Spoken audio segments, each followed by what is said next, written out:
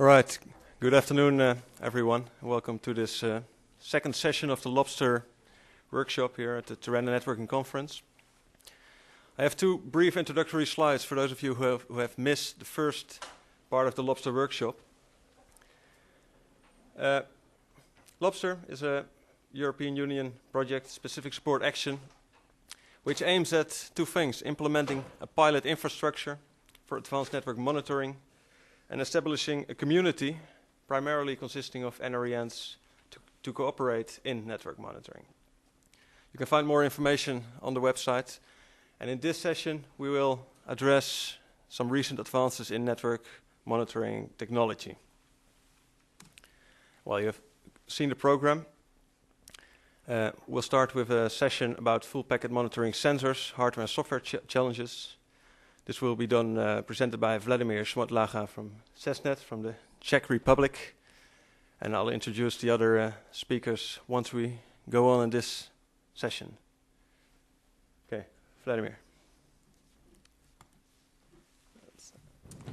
Okay, good afternoon.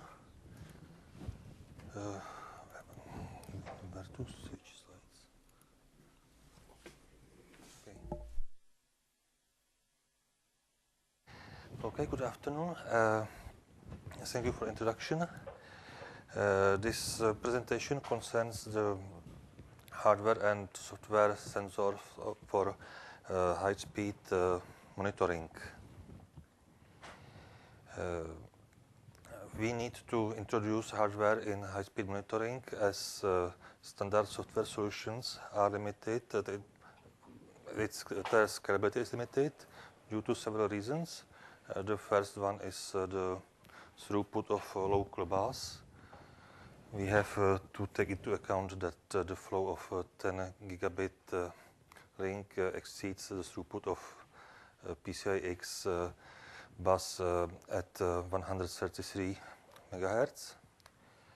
Another limitation is the CPU performance in case we have to do some complex processing of data, and even the RAM speed can be limiting factor, and as it should be take care for some careful design that avoids unnecessary copying of data into memory.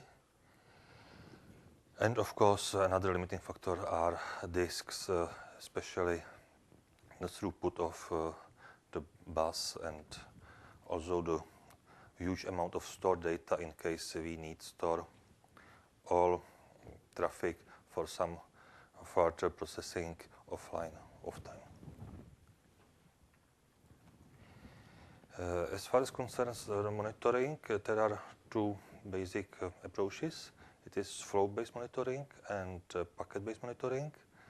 And we have to distinguish between these two approaches, especially as they use the same term flow in two different meanings. The flow-based monitoring has the motivation to describe dynamics of link traffic, and the flow in this case is specified by source and destination IP address, source and destination port in case of TCP or UDP, by a transport protocol, and by start and stop time, end time of the flow. The end time is usually assigned by a timeout. The basic advantage of this specification of flow is that it allows to do simple data aggregation for some older data in order to store it in small size of memory. The aggregation can be done by new specification of the endpoint. In the first level we can deal with host, but also we can understand by like a network and even like a autonomous system. Another method how to do aggregation is to change the time granularity. Well-known example of this flow-based monitoring is the net flow, which is implemented in routers.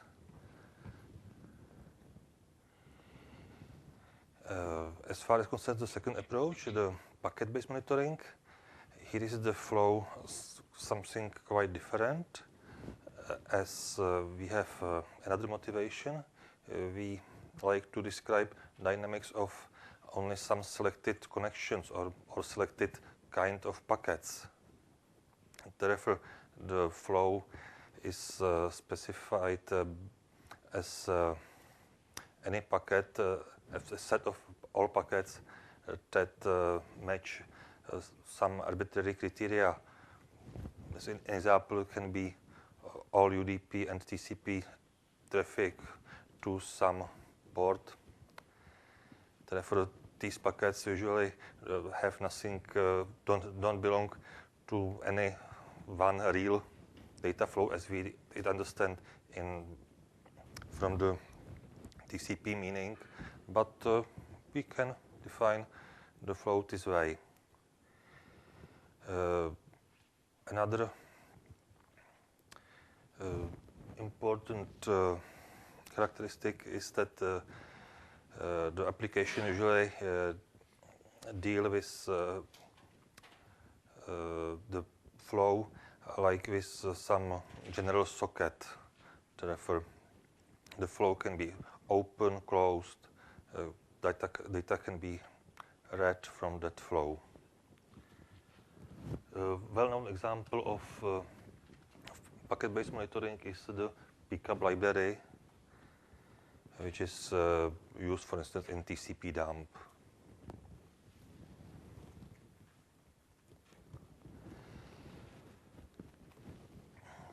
The challenge for software is to do some optimization for monitoring in order to increase the performance. The first way is some effective implementation of filters. It is expressed by CPU, but by number of CPU instructions per packet. Another way for performance optimization is careful manipulating with packets. It is, as I already said, we have to avoid any unnecessary copying of data. It can be solved by memory mapping, and in this case, the packet is moved only one from the card to the memory, and then can be accessed from both kernel and user space. And of course, the performance of a software solution can be increased by parallelism in case of more processors in the workstation. Some examples of good solutions of good, well-optimized software are FPF. But FPF is the topic of the next presentation in this block. Therefore, you will hear about it in detail. Another example is NCAP, which is the tool that can handle with full 1 gigabit per second data flow in the standard workstation.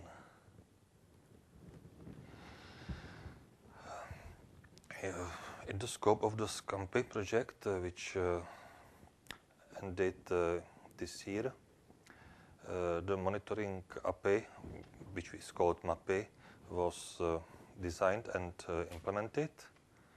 The MAPI is a typical example of packet-based monitoring. for the basic abstraction, here is the network flow, which is dealt like a socket. The flow can be created and terminated. We can read a packet from the flow. And here is a newly introduced idea to applying functions to a flow and to read the result of these functions.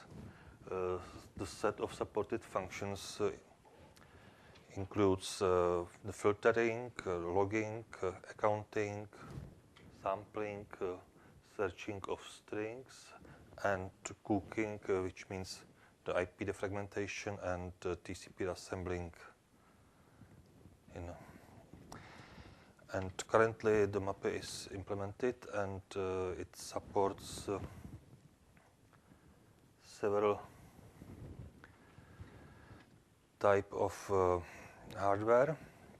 The main reason for MAPE is to hide the specific hardware feature for the application. And MAPE and all libraries are implemented for standard network interface cards, for DAC cards, and for SCMP adapters. SCMP adapters were developed in the scope of the SCMP project also. DAC card is topic of another presentation at this block. Therefore, it has no sense to speak about them now, and you will hear more detailed explanation about the cards and their functionality. I will now focus rather to SCMP cards. But maybe generally, the goal for intelligent SCMP card is example of intelligent hardware adapter. The goal for introduction for development of these adapters includes, as I already said, a reduction of amount of data passing the local bus, but it is also the possibility to download some new algorithms to the card in order to support some new functionality which is not possible to do in real time in workstation. And definitely, and last but not least, the hardware adapter has to assign an accurate timestamp, as the main reason, the main request is to assign a unique timestamp to each packet, and therefore the resolution of clock has to be several tenths of nanoseconds. And it is very complicated to assign such accurate timestamps by software in the system.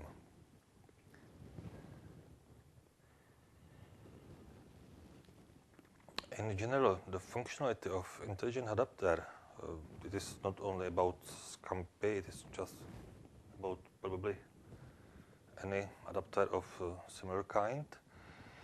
Is except the timestamping, it is the most important functionality is the filtering according to headers of packets.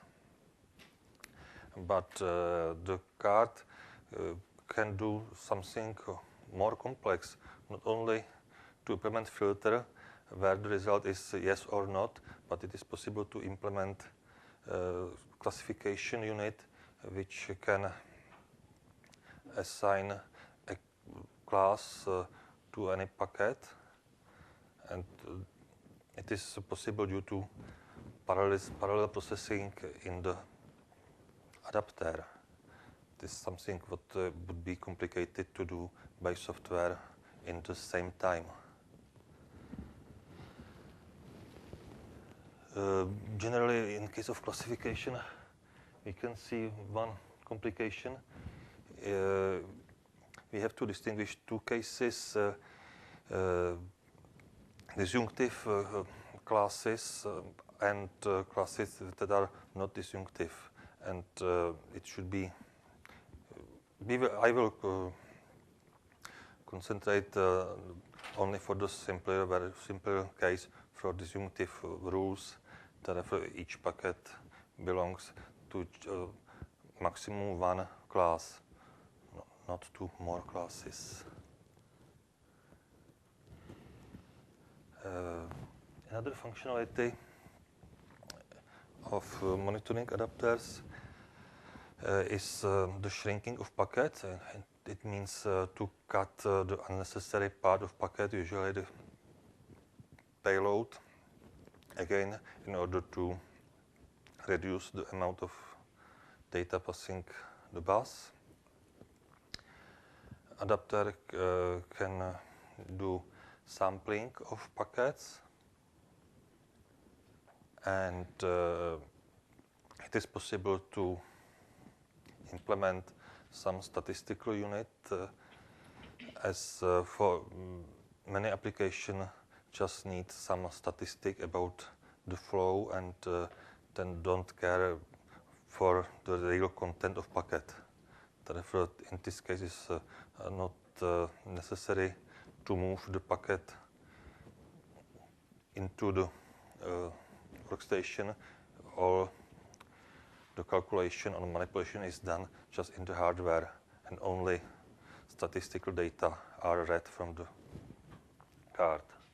And of course, very challenging functionality is searching of strings supported by hardware. I have to say that the Scampi adapters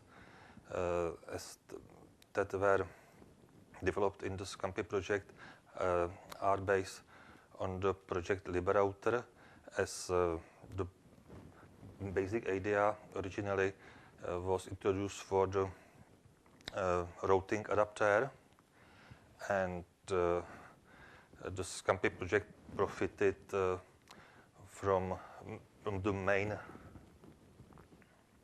piece of that routing adapter. It is the classification unit. It is here. It is called LUP, lookup processor. As this unit is similar for monitoring and for routing, definitely. You can see here the statistical unit. I spoke about the sampling unit, and the PCK is the payload checker, to refer the unit for searching of strings in a payload. As far as concerns the classification, it is another.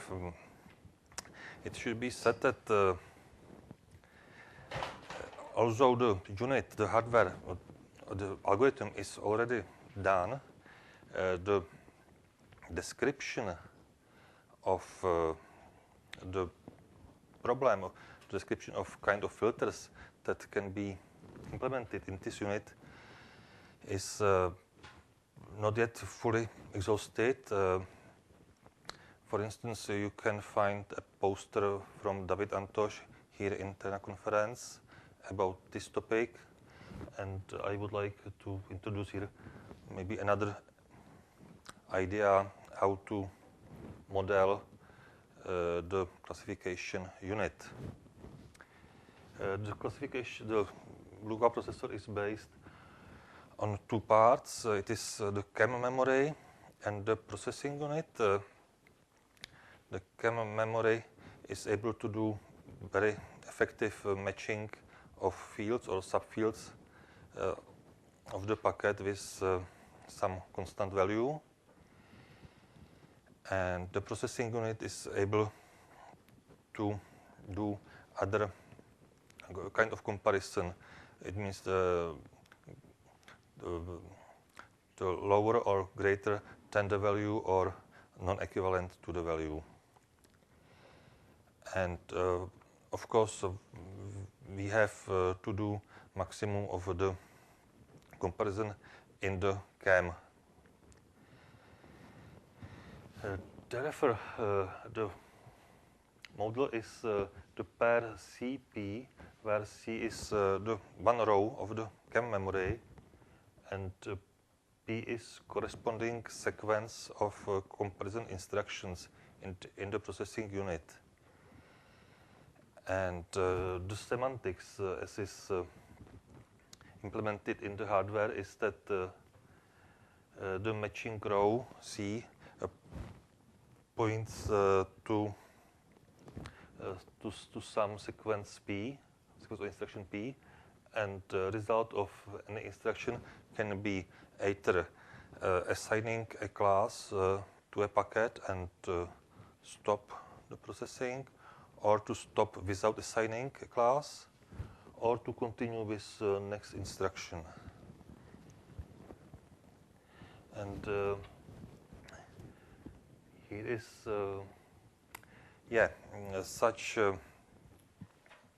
in scope of CAMPI project were written a library which is able to implement filters similar to TCP dump syntax. We tried to find a more general description of the language, and here is some brief introduction to this idea. We can define the primitive operation as a comparison of an arbitrary header field with a constant. The field means every number of every number of bits in block, but the size of that block can't exceed 32 bits. And such primitive operations are used for words together with operator and, or, not, and brackets. And implementation of such language is done in several steps. At first, we have to translate some general expression, like in this example, to disjunctive normal form. Here is the example of transformation. And what is important, each conjunction of primitive operations can be expressed by a maximum one pair CP. And therefore, that language can translate the expression, the general expression of the language FL into some number of pairs CP, and each of these CP can be downloaded into the card.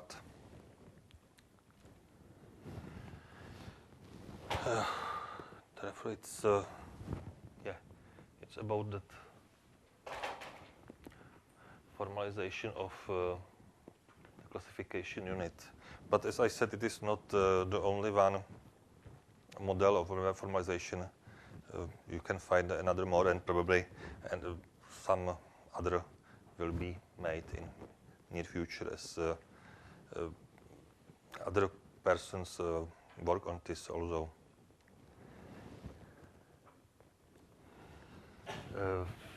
Another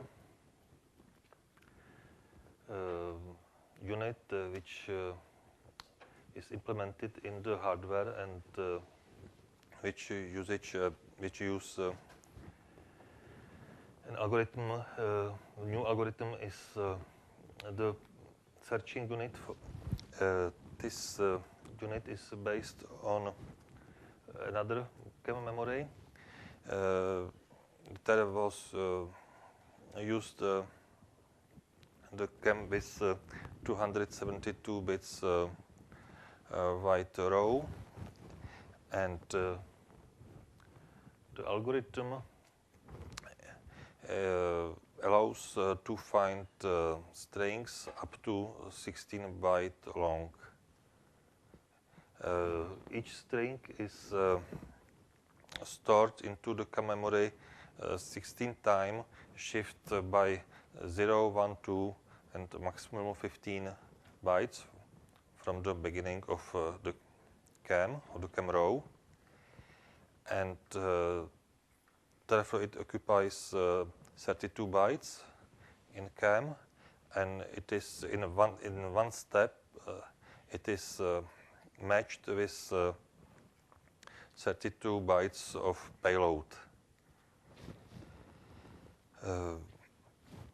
If there is no matching, the payload is shifted for 16 bytes, and it continues the matching for another portion of payload. As it was implemented in the Scampi card, it is possible to search for more than 100 strings simultaneously in the same time, and the designed throughput is about 3 gigabits per second. Definitely, this algorithm has several issues. It is from the principle of CAM matching, it is find only the first occurrence of the first string, and in case we like to find longer strings than 16 bytes. The only possibility is to take any 16 byte of that longer string and try to find this shorter signature, but in this case we get a lot of false positives. Therefore, some additional verification in software has been done. Yeah, this is the last slide. Just open problems about these two algorithms I presented. In case of string searching, there is a problem that this algorithm don't allow us to find strings that are that occurs on border of two packets. One part of string is the first packet, another is the second packet. Definitely, we are still working with packets, not with flows. And the classification algorithm has also one bottleneck to study how to effectively implement the problems of non-disjunctive rules. That means rules with some intersections. We can find these intersections and add them to the set of rules. However, in the worst case, it can lead to exponential number of new pairs. Yeah, this last slide is all. Thank you.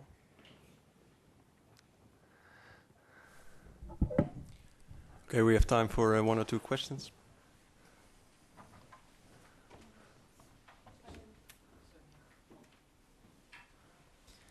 So just one, the first of these open problems.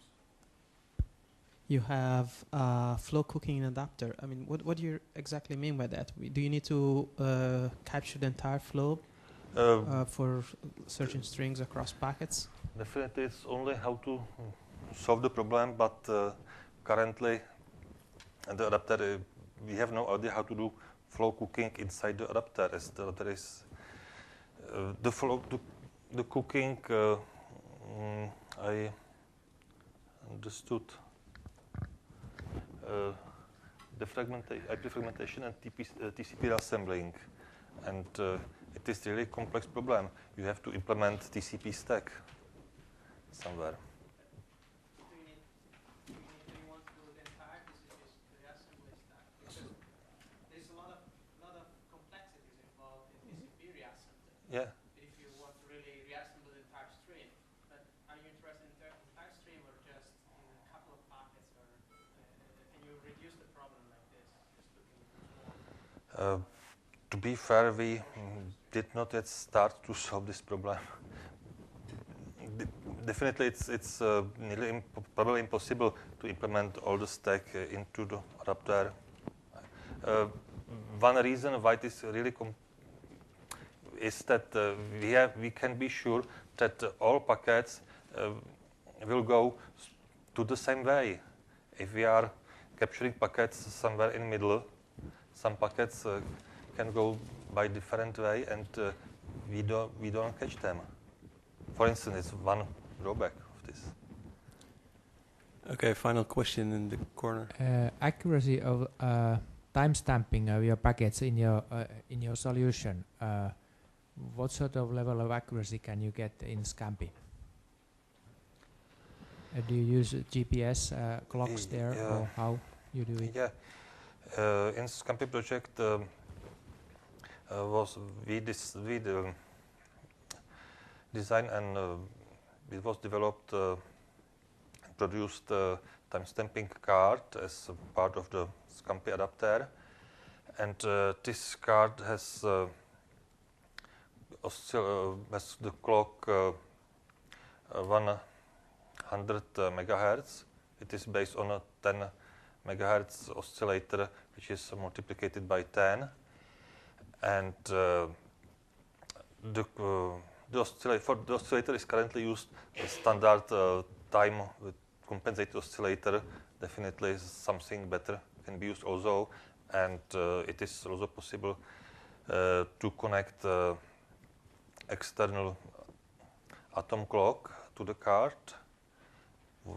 Currently it is not so expensive as people used to think. It is possible to buy rubidium clock for about $2,000. But definitely the card has input for PPS signal from the GPS receiver or for any other source of exact PPS signal, and it provides the synchronization. Therefore, the resolution of the clock is 10 nanoseconds, as the frequency is 100 megahertz, and the accuracy, as we measured it, is better than 1 microsecond. Okay, Vladimir, thank you very much.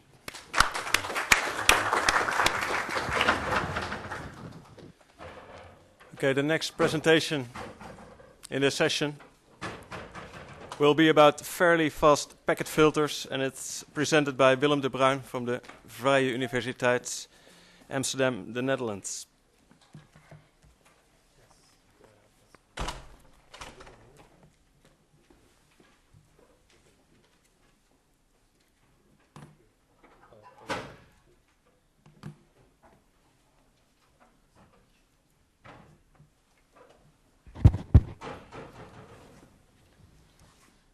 Is it there? All right. You ready? Thank you very much. Right. I will be discussing the FPF framework, which tries to solve roughly the same problem as what Vladimir told us, but in a different way, a way that can collaborate with the hardware way. FFPF was developed within partly the same Scampi project as the previous example. So what are the problems we're trying to solve here? Passive monitoring has traditionally been difficult because the cycle budget, the number of cycles you have per packet, is low. It is it's not increasing, but it's decreasing because network speeds are growing faster, perhaps not faster than CPU speeds. We have here an example. I have a graph which shows that it is actually faster than CPU speeds, but CPUs have multiple pipelines, and it's difficult to say. But it is certainly growing faster than speeds in memory and peripheral buses. So storing of packets and copying packets, which can be up to 1,500 bytes for normal Ethernet frames, can take up to, for that amount, 15,000, I think, instructions, which is much more than the couple of hundred instructions we really have today, and much more than perhaps the couple of tens we will have tomorrow. So hardware is certainly a big problem here, and a hardware solution will work, but another solution might target software. There are, in software, quite a number of problems today having to do with, for instance, we have some examples here, processing, duplication in processing. When you have multiple applications that all want to have, for instance, TCP traffic, they now have to duplicate the filtering for TCP. They have to duplicate the copying of the packet from the kernel to the application, and they have to duplicate, which means that there are multiple switches, context switches between processes. And for desktop applications, context switches might not seem important, but they can take up to like 60 or 80 cycles, I think, even on an x86 CPU, which is very large compared to the cycle budget we have. So we try to reduce those, not solely through hardware, through increasing raw performance, but by making more efficient software. So we'll first show how we try to make the software more efficient. I'll give some implementational details for as far as they're interesting to you, and I will show you how you can use FPF to solve your problems, or to help solve your problems. First, what is the idea of FFPF? What we wanted to do was to make flows, generic objects. I think it was told by Vladimir as well. A flow is a stream of packets that matches arbitrary user criteria. So it's not like a net flow where it is an IP header. Any filtering you can do, you can create a flow from that. So here we have actually, I believe, two standard examples with IP, TCP, you know those. But for instance, everything that tries to invade with the slammer worm is also a flow. And you could say, for instance, when looking on a local computer, you could create flows based on which socket something goes to, and by that way, which user data is destined to. If you can create the filters, you can create the flows. You can define the flows. So the tricky part is actually creating the filters. And this is what FFPF tried to solve, to make it easier to do this. And I will try to show in the next few slides how this works and how you can extend this. So this is a close-up of one of the elements. It's the IP one, but it's not very important at the moment. What we have is you have a flow of a data flow coming in, which is a network packet flow at the moment, and a smaller flow coming out, and this element filters, throws away some, accepts some. So it's not classification per se. And this is the concept.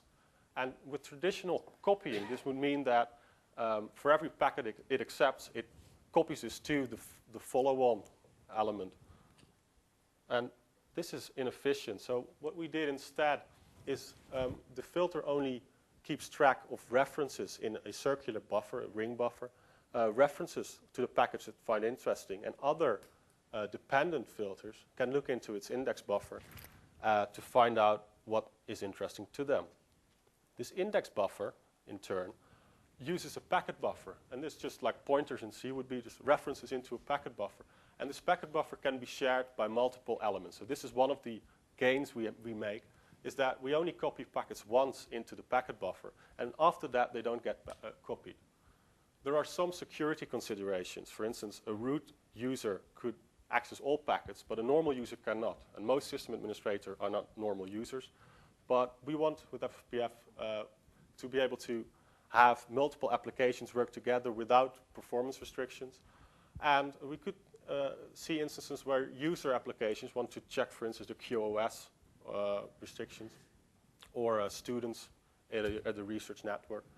So you can have multiple of these packet buffers. We call the elements that use a packet buffer together, we call those flow groups. And within FFPF, you can have multiple flow groups.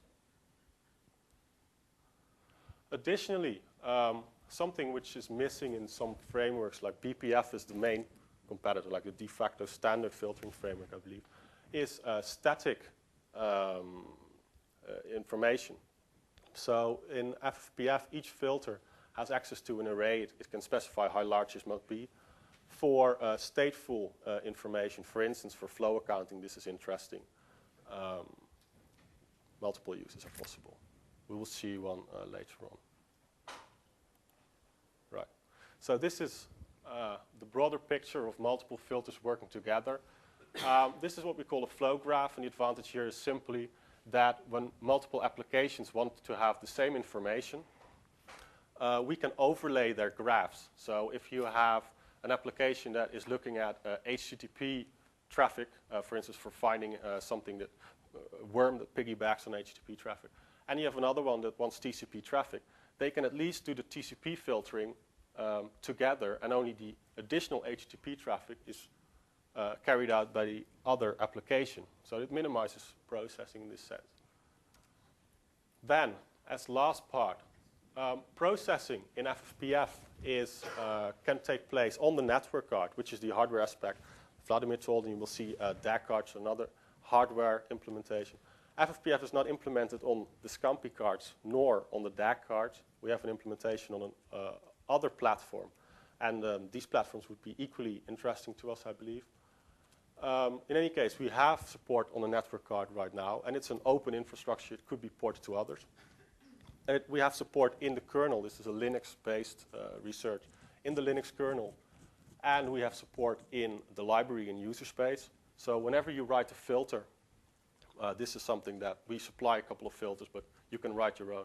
If you write them for any of these environments, it can work in any of the environments. If you write it for all three, for instance, it's more useful. So if you write something that can work in the kernel, then multiple applications can use it. We try to make this simple by supplying wrappers. Let's see, all right. So, in short, for this slide, the efficiency gains are from sharing processing, sharing copying, and minimizing context switches by moving application processing down to the kernel and to the network card. And this is the one heuristic we use is by pushing tasks down. This is mostly for performance. This is best. It's not always best if you have other goals in mind. An example. The graph you see here, or the image, is taken from FFPF. It outputs information, mainly for me for debugging when I was working on it.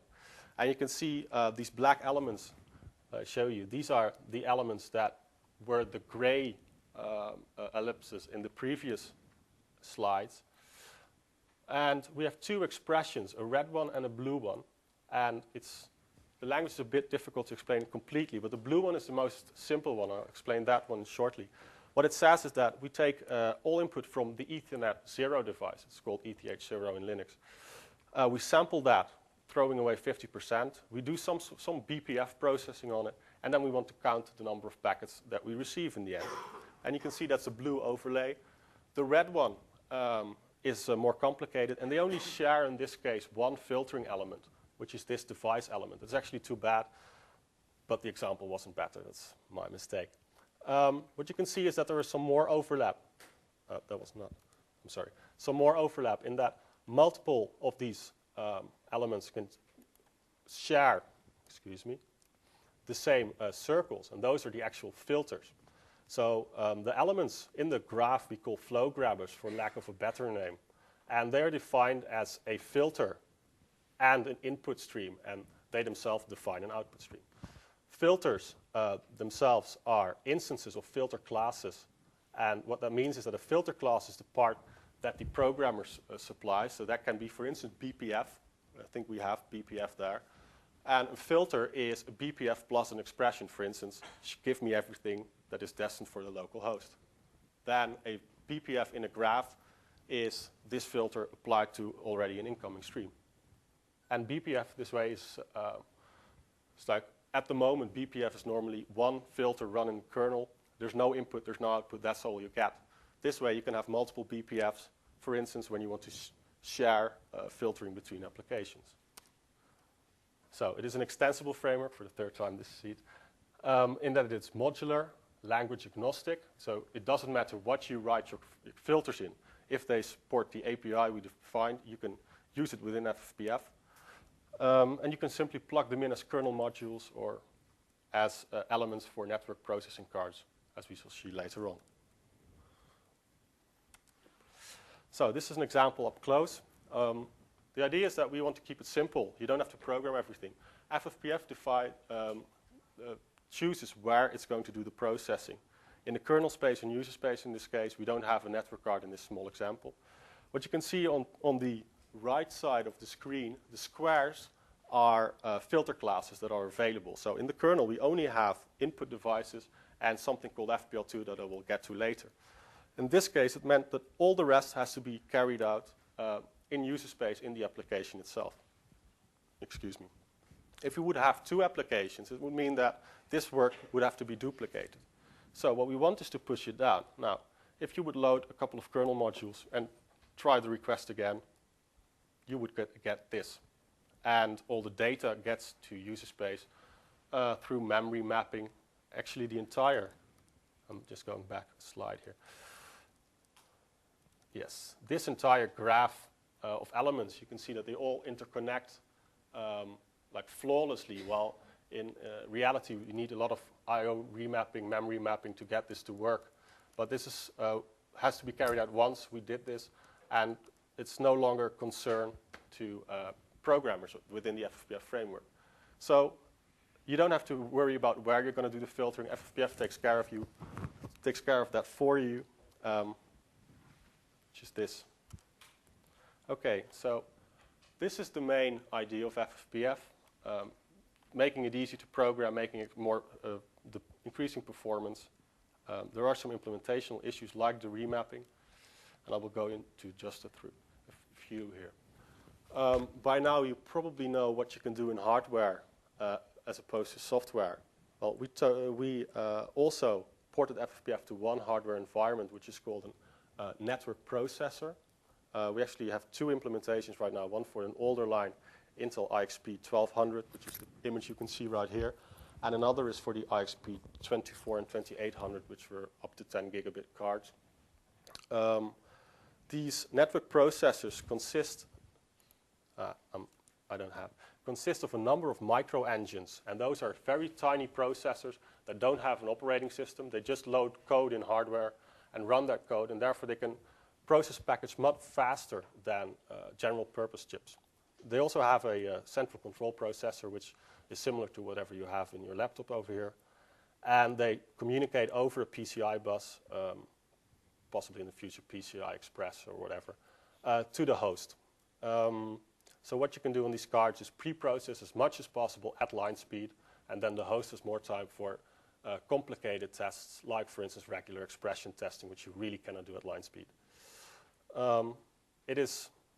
This way it can eliminate the bus bottlenecks, which are probably the biggest bottlenecks at the moment and certainly in the future, as long as you can push processing down to the card. So we also came up with one filter which extends FFPF. So you have the standard filters for sampling, string searching, memory searching, BPF, but we wanted something which is more expressive than BPF, and there's currently a PhD student working on the FFPL packet, of FPF packet language, FPL. So this is still changing, but the current version already has the support for these things. It is stateful inspection, which means that FPL can save information between packets, and we'll have an example here. It can access all data, all payload in the packet. So, for instance, most hardware cards, I think Vladimir hinted on this, throw away a lot of payload when they send to the host because of bandwidth concerns. And this is still the case with FFPF, of course. Bandwidth is just limited between the host and the cards. But you can do full packet access on the network card, for instance. It supports regular control flow. You can have hardware, special functions for hardware assist, like CAM memory. And not in the least is that FPL compiles to machine code. So BPF is interpreted. It is very simple interpretation machine. It's very fast, but it's still not as fast as fully compiled code. So on the host, FPL can compile to user space code, to a kernel module. And on the IXP, we also have a compiler that makes micro-engine code. To show that it is actually useful We have two examples. The top one is like BPF-like. It's just filtering something, saying that I would like UDP traffic. This is trivial. The bottom one is a little bit more complicated. Excuse me. And it is when I have a TCP packet, create a hash, and this is apparently the cryptic numbers over the IP header, so a normal like NetFlow like flow. And this identifier update in my memory array, which was the stateful memory I showed before, increase a counter. So this is flow-based accounting in like 5 lines if you include the control flow statements. Then performance-wise, so we said that we designed it for high performance. Did FFPF promise or live up to its promises?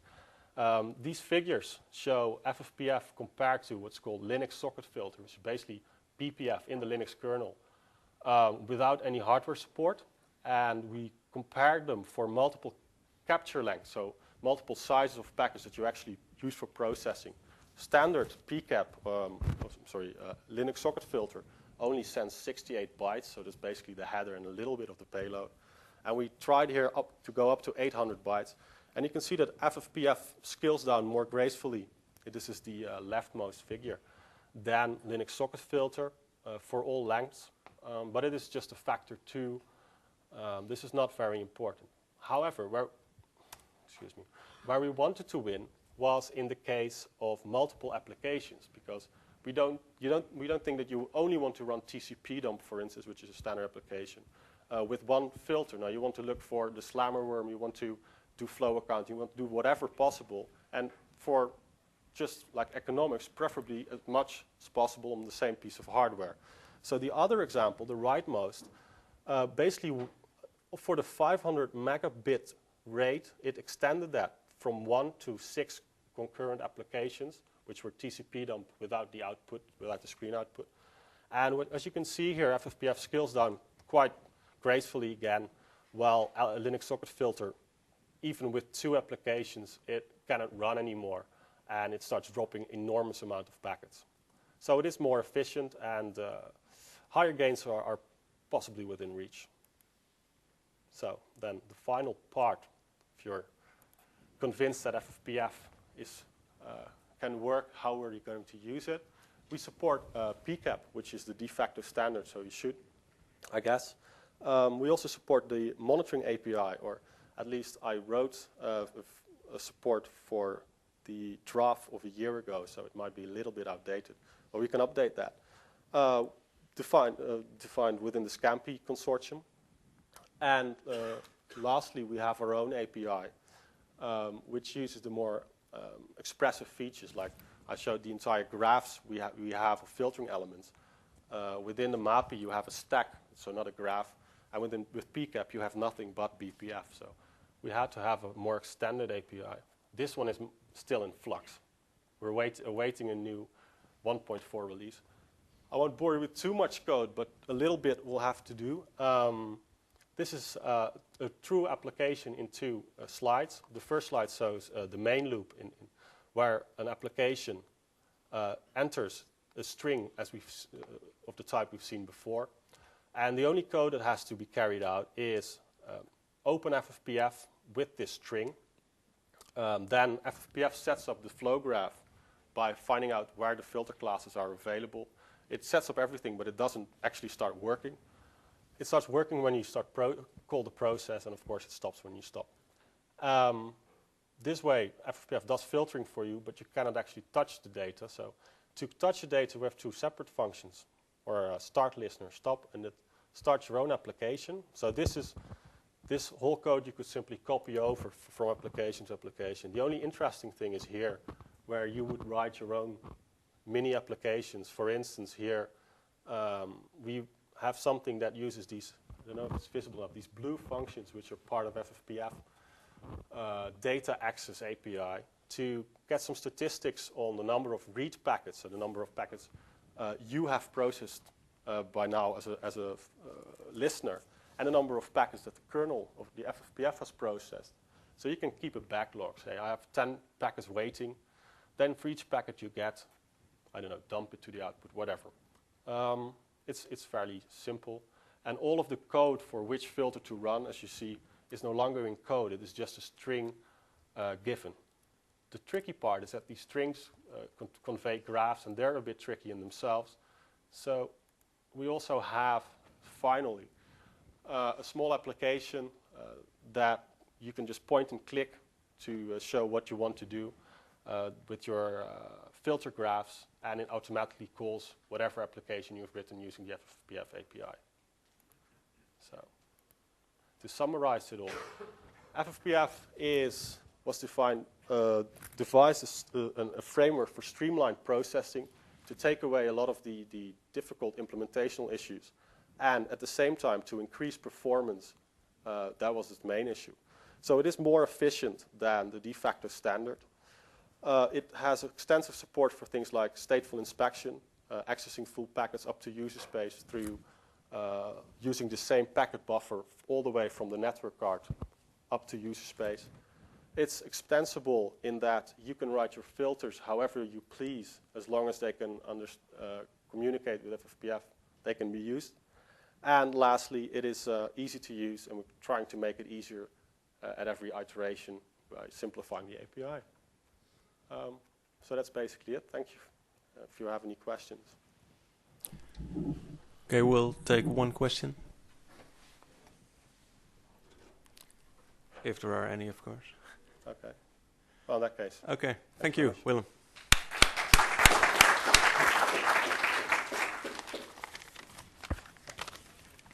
Okay, the last presentation in the session is about the latest developments in DEC data capture technology. And the speaker is James Spooner, who's a systems engineer at the Endace Europe.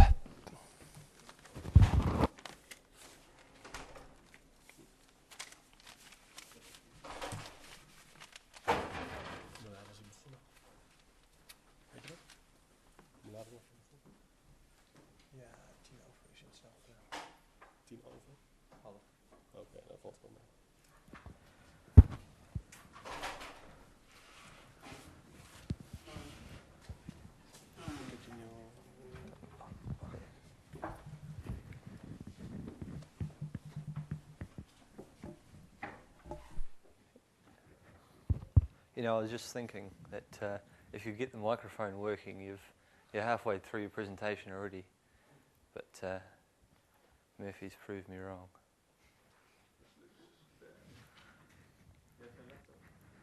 I have a laptop, yeah. Is there a VGA input? Yeah.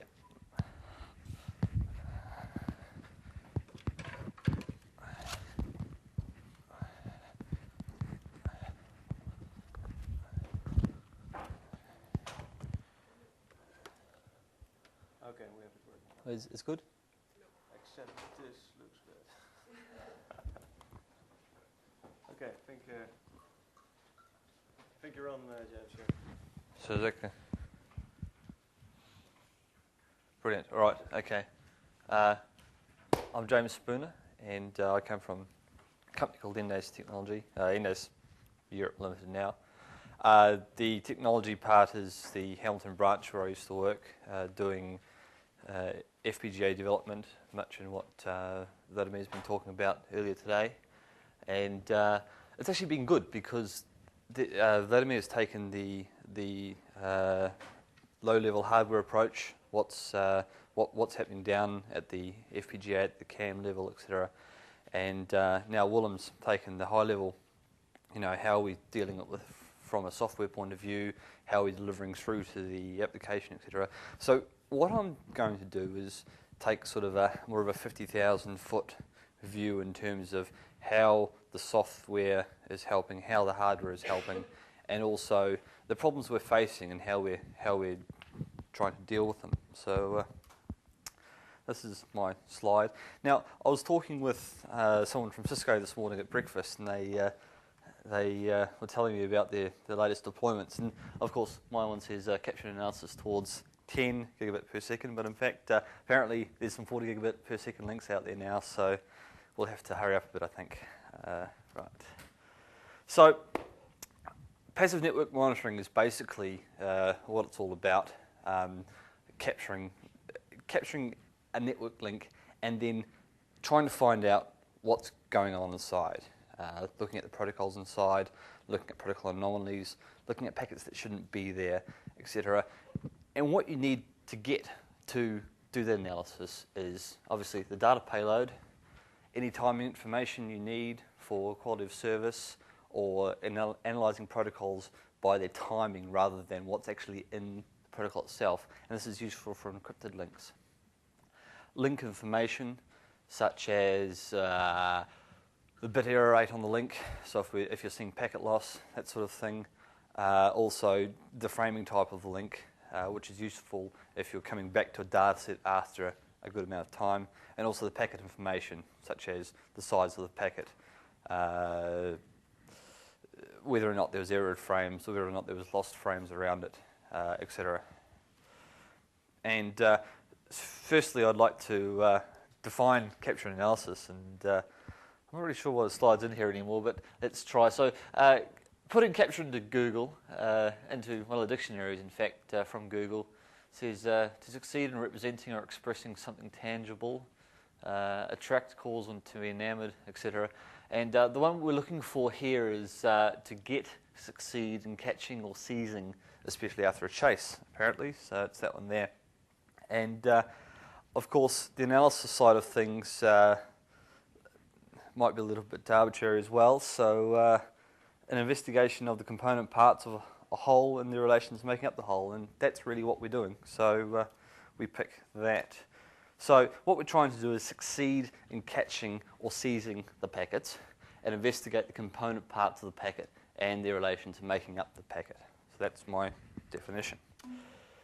Back to passive network monitoring. So we all know about the end-to-end system. So you've got a computer here and a computer here, and you've got a big cloud in the middle, and we really don't care what's happening, provided these two can talk to each other. And that's really what how the internet's used today.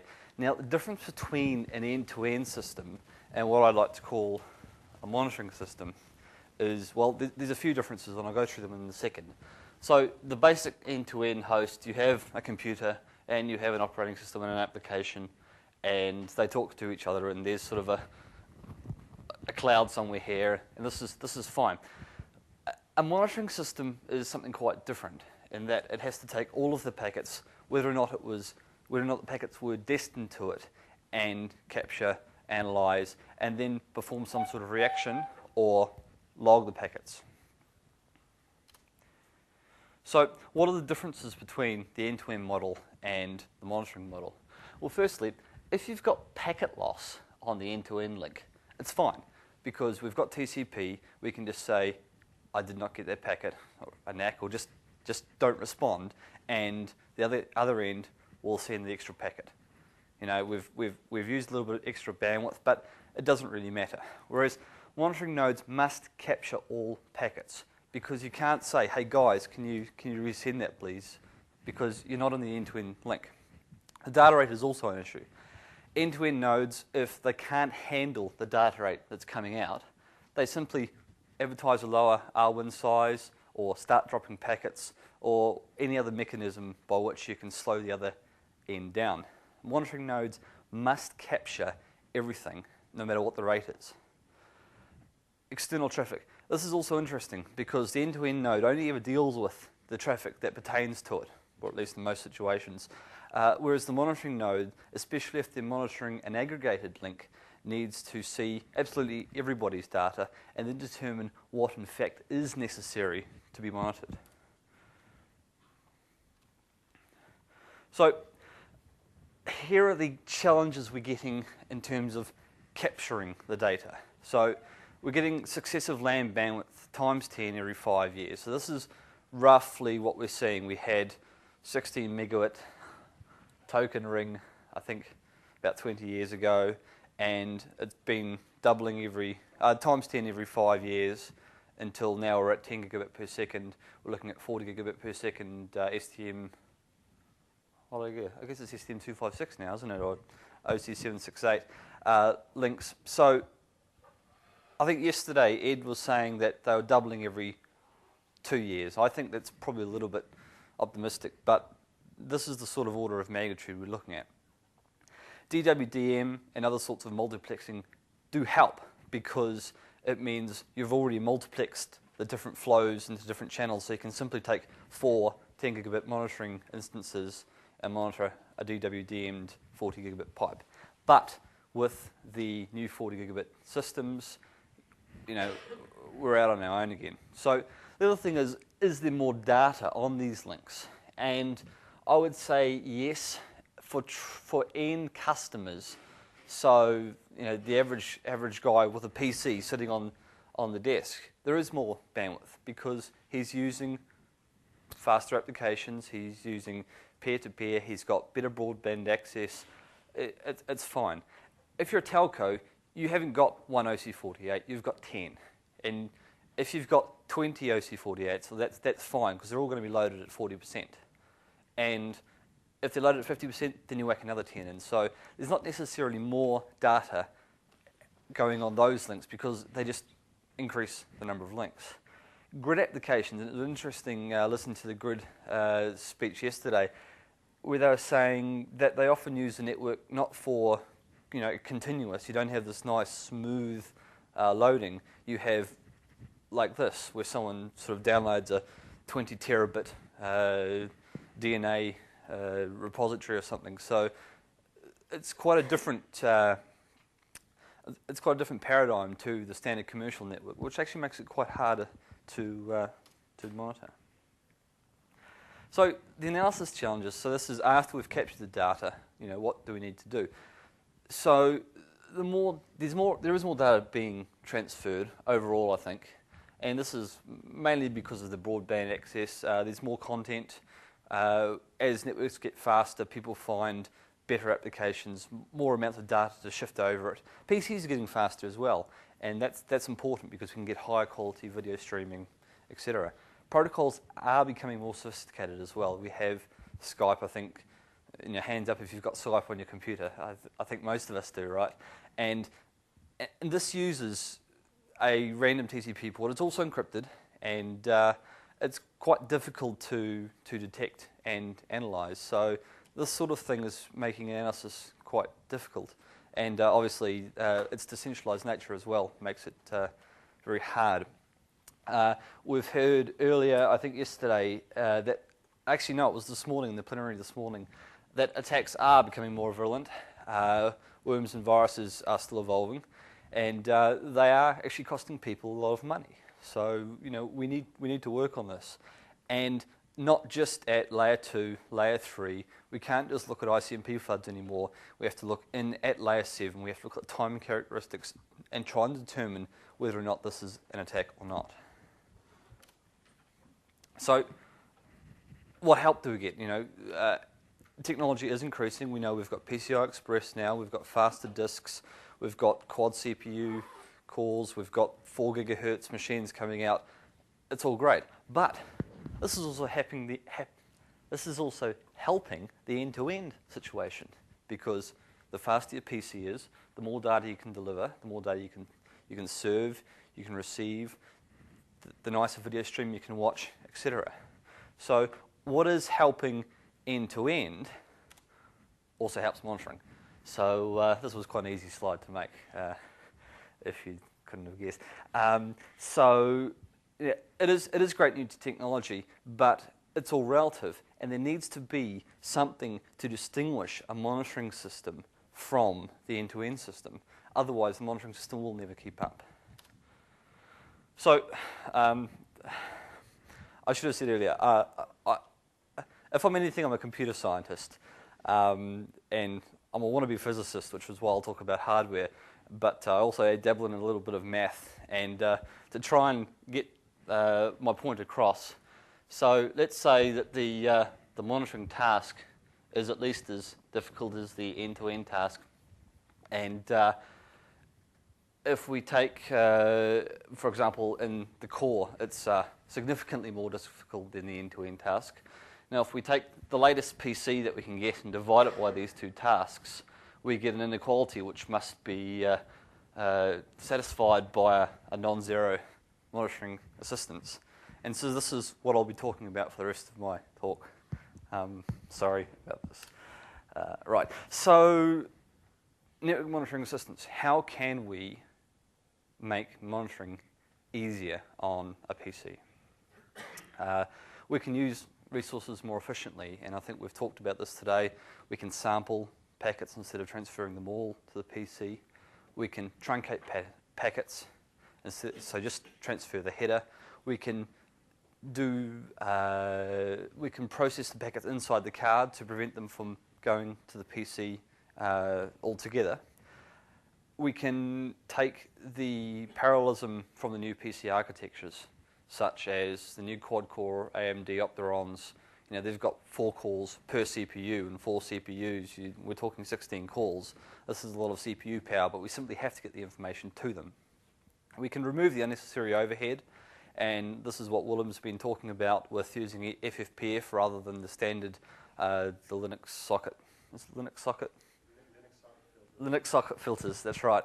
So we can remove the overhead there, and we can also ensure that we use the bus efficiently. So we're not wasting time transferring one packet at a time. We're actually bulking these things together and saturating the bus. If that's not enough, then what we have to do is start adding additional resources.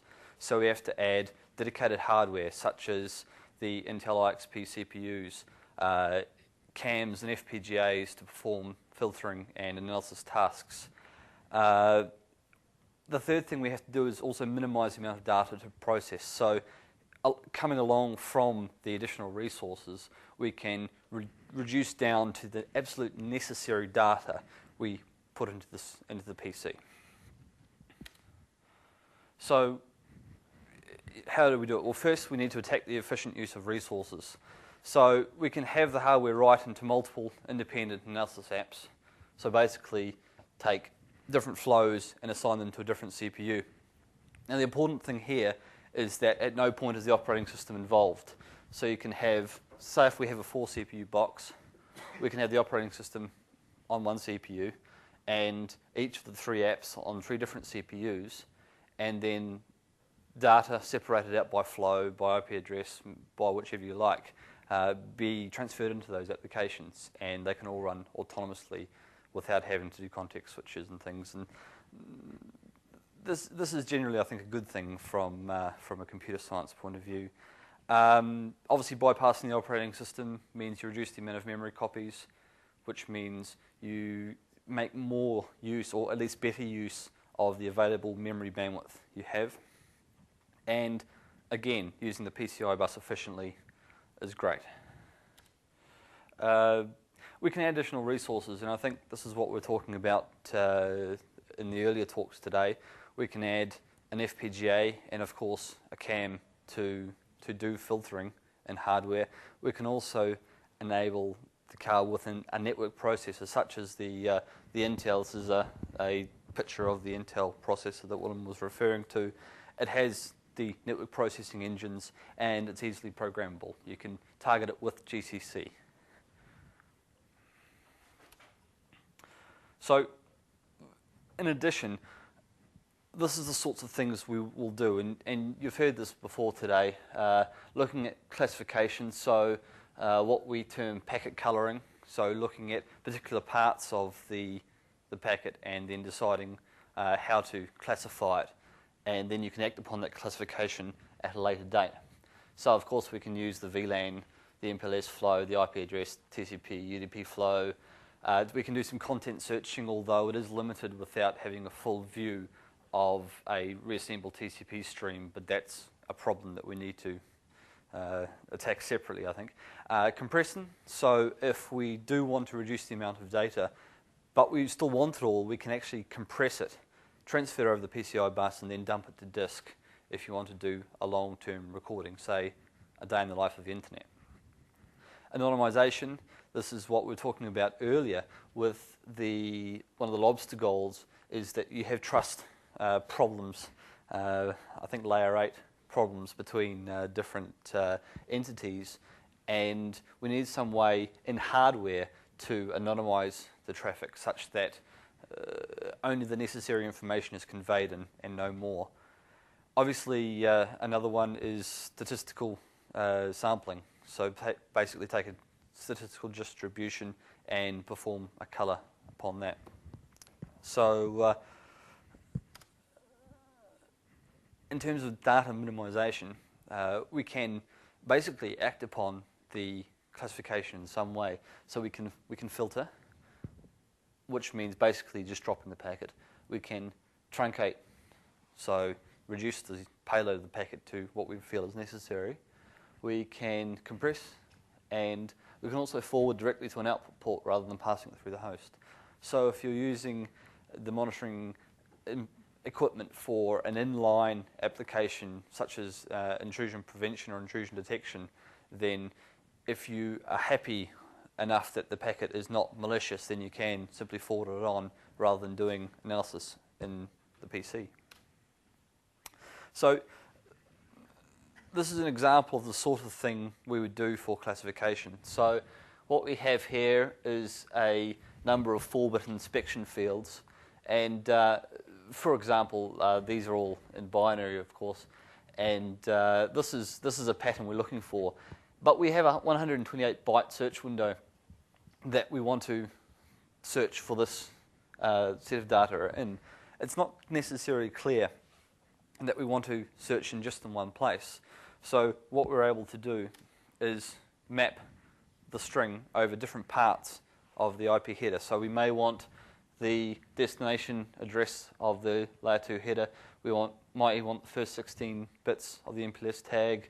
We may want, I think this is the source and destination IP addresses, enough information for the TCP or UDP source and destination ports, and also perhaps 16 or 20 bits of the payload, somewhere down in the first 128 bytes.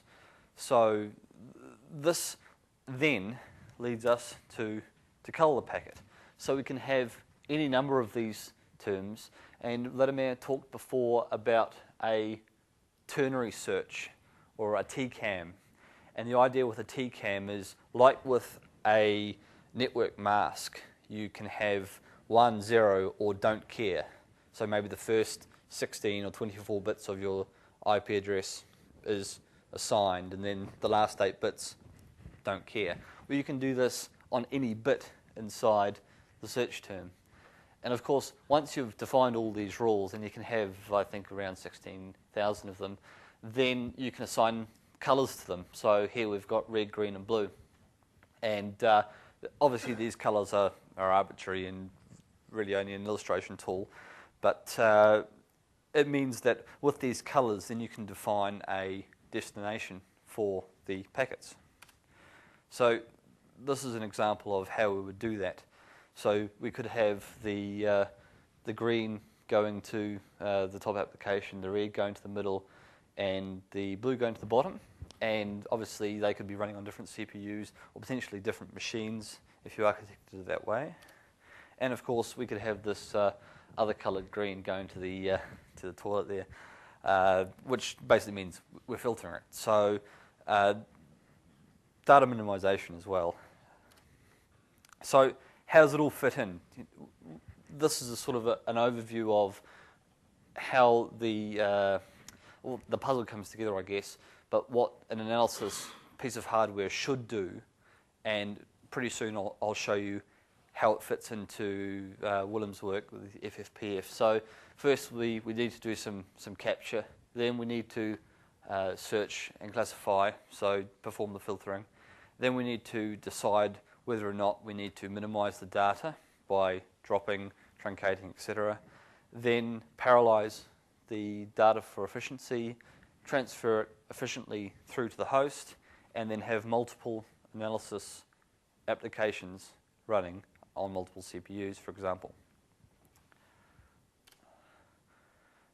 So in terms of the bigger picture, we've got the two MAPI and FFPF, and I think NCAP is another one, monitoring libraries coming around. They're looking for efficiency and they're looking for hardware offload. These are very important.